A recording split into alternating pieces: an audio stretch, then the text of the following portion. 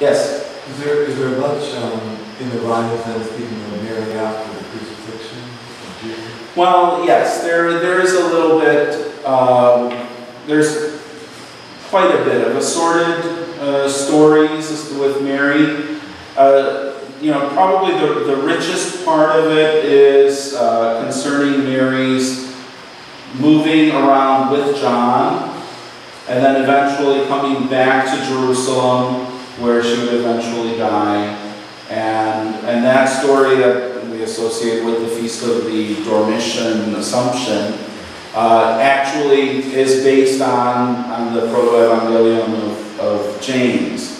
And it says that the apostles were around the world evangelizing, and Mary, 3 days before she died, or as the words there, actually, before she fell asleep in the Lord.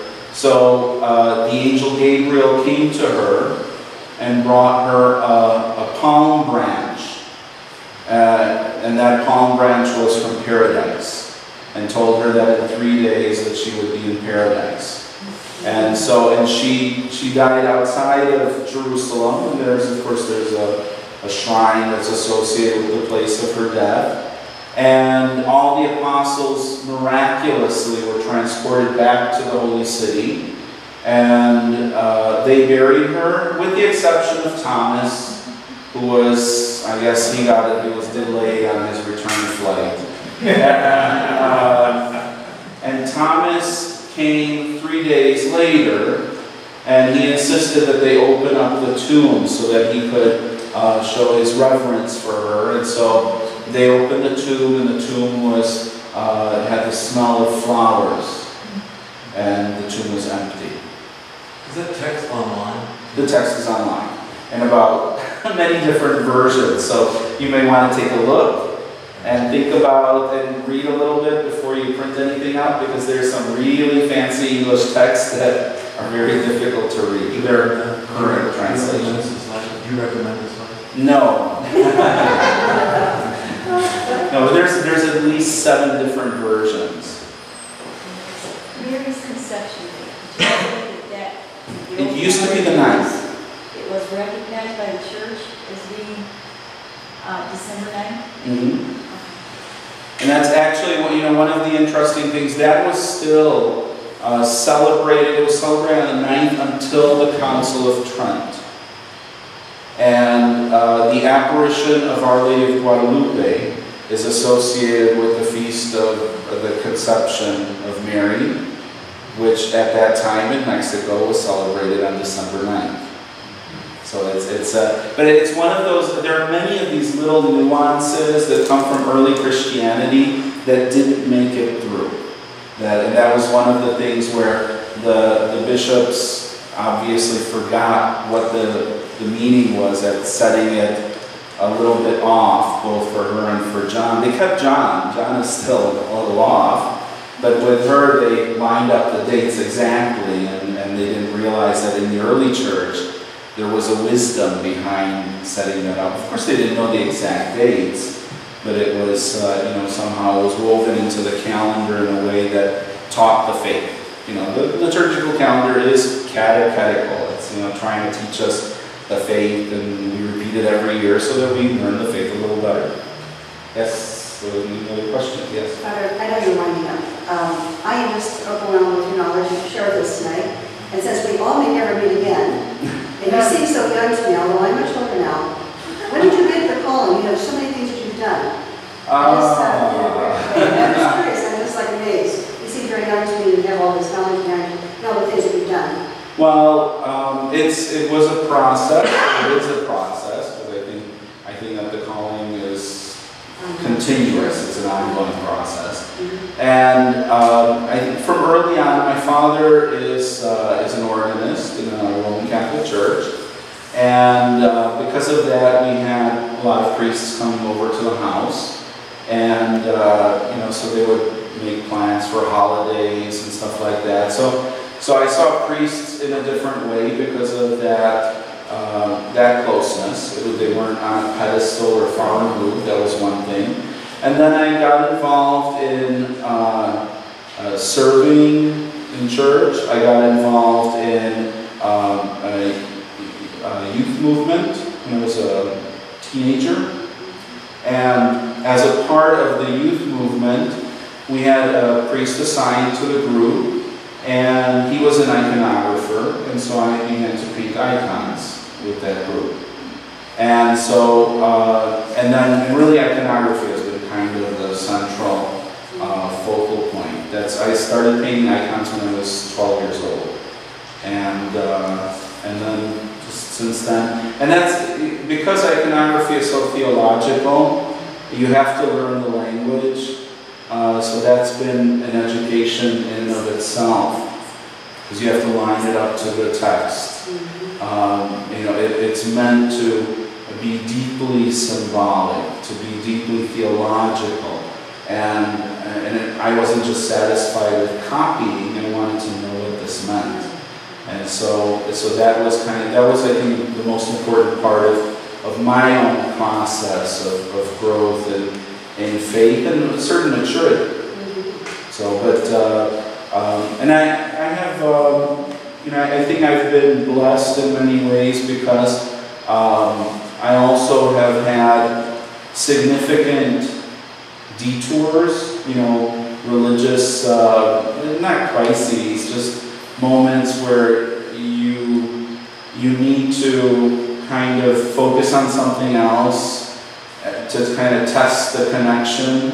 And so when I was a teenager, I went through a very strong period of Jewish faith, and was very involved also in one of the synagogues, but never made the conversion. It backfired because everything they told me actually took me back to Christianity.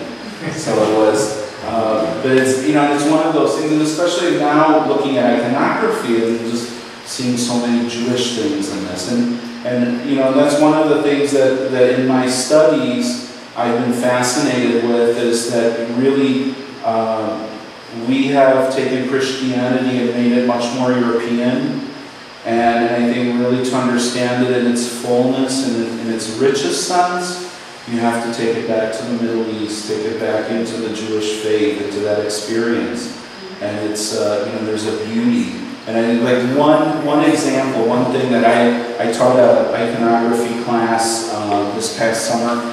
We painted the icon of the crucifixion. And something that many people don't realize. We see the image of Christ crucified in paintings or in icons. And we see him with a white loincloth, usually around his waist. And historically, Jesus would have been crucified nude, because the way that the Romans effected this punishment was, the most humiliation they could possibly do, and nudity was a very important part of that. And in the oldest images of the cross, Jesus is shown standing in front of the cross. He doesn't even look like he's attached to it. And he's standing, and again, that's probably because of the discomfort with the cross. They were still getting over that. But later, so in the 6th century, in a way of, they didn't want to compromise the modesty of Jesus, and so they wrapped this loincloth around Jesus. That's not a loincloth. It is actually, if you go to the 6th and 7th century images, it is a talus, which is the Jewish prayer shawl that a boy would be circumcised on it, and take that prayer shawl throughout his entire life, pray with that, carry that with him wherever he went, and then he would be buried in it. And Jesus was probably buried in that prayer shawl. So the church, in trying to somewhat not compromise his modesty, they found a way that was completely consistent with Jewish tradition to conceal that which would be, not quite kosher.